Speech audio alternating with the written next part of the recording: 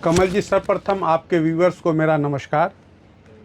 ये जो आपका प्रश्न है ये बहुत ही समसामयिक, और राहुल गांधी जी का जो विदेश यात्रा है, अभी वो विदेश दौरे पर हैं और विदेशी धरती से जो वो भारत और भारत की सरकार के विरुद्ध जो उनके स्टेटमेंट्स हैं, उनके भाषण है, उस संदर्भ में आपका ये प्रश्न काफ़ी ही उचित और उपयुक्त प्रश्न है।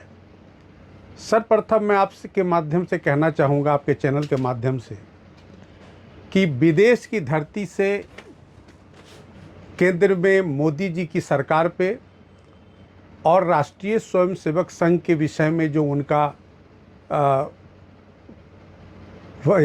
भाषण आया है, वो वाकई सिर्फ हास्यास्पद ही नहीं, बल्कि यह दर्शाता है कि राहुल गांधी को भारत, राष्ट्रीय स्वयंसेवक संघ और भारत की प्रजातांत्रिक प्रणाली के विषय में शायद कोई ज्ञान नहीं है।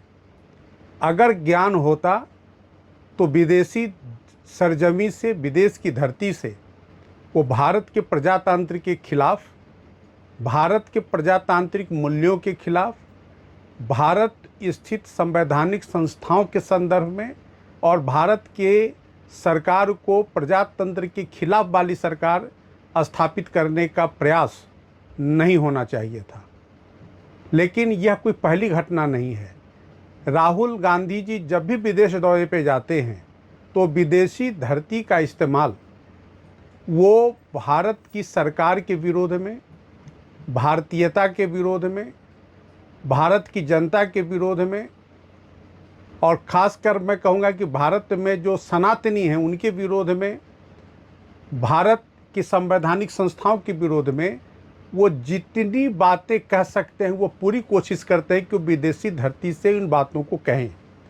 तभी तो एक अमेरिकी सिंगर, मैं उनका नाम अभी मुझे स्मरण नहीं हो पा रहा है, उन्होंने कहा कि अभी कोलंबिया में जो उन्होंने बयान दिया, सोशल मीडिया पर उस अमेरिकी सिंगर ने लिखा है कि ये अनवांटेड स्टेटमेंट है राहुल गांधी जी का भारत के संदर्भ में अमेरिका में आकर देने का। और उसने कहा कि अमेरिकी धरती का इस्तेमाल भारत विरोधी स्टेटमेंट के लिए राहुल गांधी जी को नहीं करना चाहिए था। ये सोशल मीडिया पर उस अमेरिकी महिला सिंगर ने पोस्ट किया है। तो इनके इस रवैये से अमेरिकी नागरिक भी हतप्रभ हैं, शॉक्ड हैं। तो फिर ऐसे स्टेटमेंट से जो उनकी खुद की स्थिति को हास्यास्पद बताता है विदेशों में, और इतनी समझ अगर राहुल गांधी जी को नहीं है तो उसके लिए भारत के प्रजातंत्र को, उसके लिए भारत की सरकार को आप ब्लेम नहीं कर सकते हैं। अब मैं आता हूं कि उन्होंने जो कहा कि भारत में प्रजातंत्र को दबाया जा रहा है, भारत में जो संवैधानिक संस्था उनको कमज़ोर किया जा रहा है। तो इस संदर्भ में आप सबसे पहले देखें कि भारत की न्यायपालिका वो प्रजातंत्र की एक स्तंभ है, और न्यायपालिका में पहली बार किसी राजनीतिज्ञ को जज बनाने की सिफारिश और कवायद किसने की और जज किसने बनाया? कांग्रेस की केंद्र की सरकार ने। और तब सुप्रीम कोर्ट कॉलेजियम एग्जिस्टेंस में नहीं था। सुप्रीम कोर्ट, हाई कोर्ट के जजेज की बहाली केंद्र की सरकार करती थी, और उस वक्त कांग्रेस की सरकार केंद्र में थी जिसने एक राजनीतिज्ञ को सुप्रीम कोर्ट का जज बनाया। कितने राजनीतिज्ञों को हाई कोर्ट में जज बनाया? तब सरकार सीधे जजों का अपॉइंटमेंट करती थी हाई कोर्ट और सुप्रीम कोर्ट में। अब दूसरी बात, सीनियोरिटी, सुप्रीम कोर्ट के सीनियोरिटी को दरकिनार करते हुए जूनियर जज को चीफ जस्टिस बनाने का काम किसने किया? केंद्र में कांग्रेस की सरकार ने किया। तो क्या ये संवैधानिक संस्था को तत्कालीन कांग्रेस की केंद्रीय सरकार अपने अनुरूप चलाने का प्रयास नहीं किया?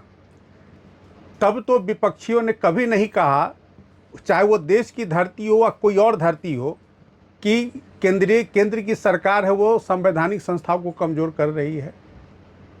श्रीमान टीएन शेषन के पहले भारत के इलेक्शन कमीशन ऑफ इंडिया को कौन पहचानता था? शायद लोग इलेक्शन कमीशन ऑफ इंडिया का नाम चुनाव के समय ही जानते थे, जिसको कि केंद्र की सरकार ने बिल्कुल आम जनता की निगाह में अपरिचित बना करके रखा हुआ था। तो क्या कांग्रेस की सरकार को आप कह सकते हैं कि उसने प्रजातंत्र का भरपूर पालन पोषण किया? क्या ये पालन पोषण करने का यही तरीका था? फिर आप आए कि भारतीय सेना में अपने लोगों को पुरजोर ढंग से भरने की कोशिश किसने की? लेकिन इसका प्रतिकार भी भारत के सेना के अफसरों ने पुरजोर किया। उसके बाद आप आ जाइए कि जितनी भी जो संस्थाएं थी, हर जगह कांग्रेस के लोगों को भर करके इन्होंने उस संस्था को कब्जे में करने की कोशिश की। जब से केंद्र में एनडीए की सरकार है, एक भी उदाहरण क्या कांग्रेस दे सकती है कि भारत के सर्वोच्च न्यायालय में या किसी उच्च न्यायालय में किसी चीफ जस्टिस के अपॉइंटमेंट में सीनियरिटी को दरकिनार करके यह काम माननीय मोदी जी की सरकार ने कभी किया हो, या माननीय अटल जी की सरकार ने कभी किया हो? क्या ये ऐसा कोई उदाहरण दे सकते हैं कि मोदी जी ने इलेक्शन कमीशन को, जो कांग्रेस के समय में अपरिचित बना करके रखा हुआ था, ऐसा अपरिचित बनाने का काम किया गया हो? आज पूरे देश में घुसपैठियों की पहचान करके भारत के मतदाता सूची से अलग करने की जब कवायद इलेक्शन कमीशन ने अपनी पहचान, अपने पावर को एक्सरसाइज करना शुरू किया, तो यही कांग्रेस, यही राहुल गांधी और उनके पार्टी के अध्यक्ष और तमाम नेता और उनके पार्टनर्स आज इलेक्शन कमीशन को फिर से पंगु बनाने की कवायद शुरू कर दिए हैं और ये कहने की कोशिश कर रहे हैं कि इलेक्शन कमीशन अपनी सीमा को लांघ रही है। जब आज इलेक्शन कमीशन स्वतंत्र रूप से काम कर रही है तो उसको अपना कठपुतली बनाने का ये विपक्षी दल और राहुल गांधी के नेतृत्व में ये पुनः प्रयास कर रहे हैं और इसके लिए उन्होंने सुप्रीम कोर्ट तक में पीआईएल दाखिल कर रखी है। वो जन आंदोलन बिहार के अंदर में चलाने की चेष्टा किए हैं। क्या ये सत्य नहीं है कि दूसरे राज्यों में जब election commission of India SIR कराने की कवायद शुरू किए तो उसका विरोध वो सुप्रीम कोर्ट के पटल पर जाकर के करने की चेष्टा कर रहे हैं? तो यह क्या दर्शाता है कि आप किसी भी संवैधानिक संस्था को स्वतंत्र रूप से काम करने देना नहीं चाहते हैं। अब मैं आपको बात बताऊं कि इनका यह कहना कि आरएसएस पर जो इन्होंने एक अत्यंत अमर्यादित और अत्यंत गैर जिम्मेदाराना जो बयान कोलंबिया की धरती से दिया है, तो मैं इनको बताना चाहता हूं आपके चैनल के माध्यम से कि पहली बार 1962 की लड़ाई में पंडित नेहरू के आग्रह पर राष्ट्रीय स्वयंसेवक संघ ने बॉर्डर पर भारतीय सेना को मदद करने का काम किया और उससे आरएसएस के काम से प्रभावित होकर के 1963 के 26 जनवरी के परेड में राष्ट्रीय स्वयंसेवक संघ को पंडित नेहरू के तरफ से आमंत्रित किया गया कि उसमें वो भाग लें।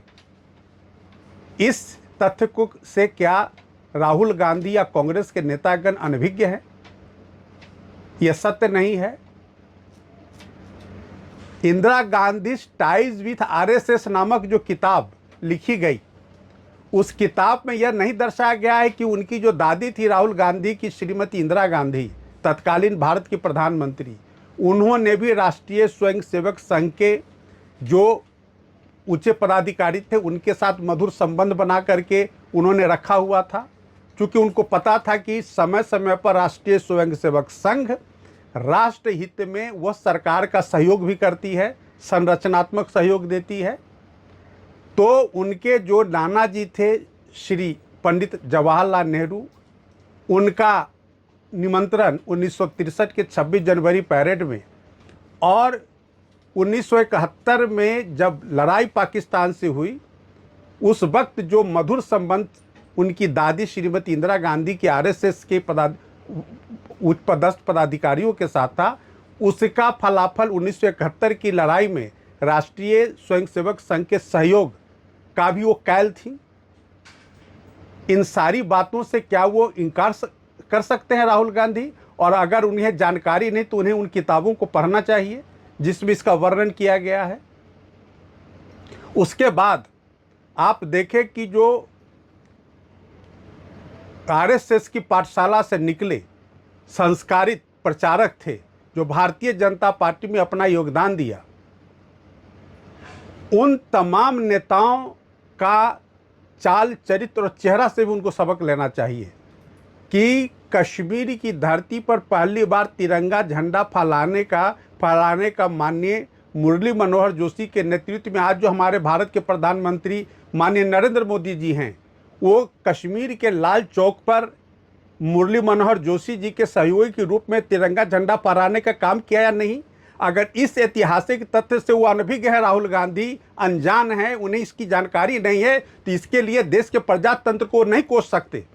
उनको खुद की जानकारी पर अपने आप को कोसना चाहिए, उन्हें इन सारी ऐतिहासिक तथ्यों की जानकारी नहीं है। उसके बाद आप देखेंगे एक सिलसिलेवार ढंग से कि किस तरह से आरएसएस ने सरकार को समय समय पर, चाहे वो अंतर्राष्ट्रीय युद्ध की स्थिति हो या आंतरिक कलह की स्थिति हो, उन्होंने संरचनात्मक सहयोग करके सरकार को, देश को बचाने का काम, देश को उन्नति पथ पर ले जाने का काम किया है।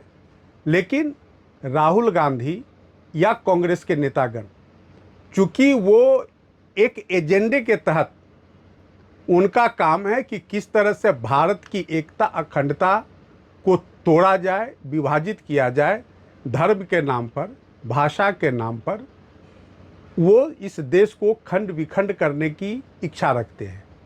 और यही वजह है कि जब बांग्लादेश में उत्पात होता है तो उसकी वो संज्ञा भारत में देते हैं, भारत की सरकार को दिखाते हैं कि देखो बांग्लादेश में ऐसा हो रहा है, ये भारत में भी हो सकता है। जब नेपाल के अंदर उपद्रव हुआ तो उसका वो उदाहरण भारत के अंदर देने लग गए।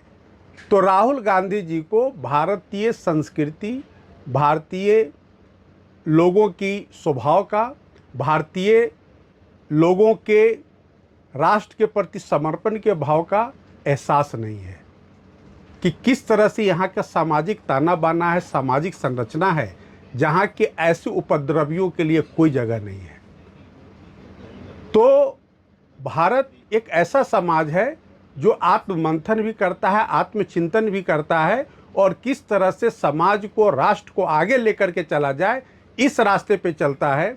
तो आज का जो कांग्रेस है, आज का जो कांग्रेस का नेतृत्व है, चाहे वो राहुल गांधी हो, खड़गे साहब हो या कोई अन्य हो, वो जिस एजेंडे को लागू करना चाहते हैं उनके लिए वो दिवा स्वप्न के अलावा कुछ भी नहीं है।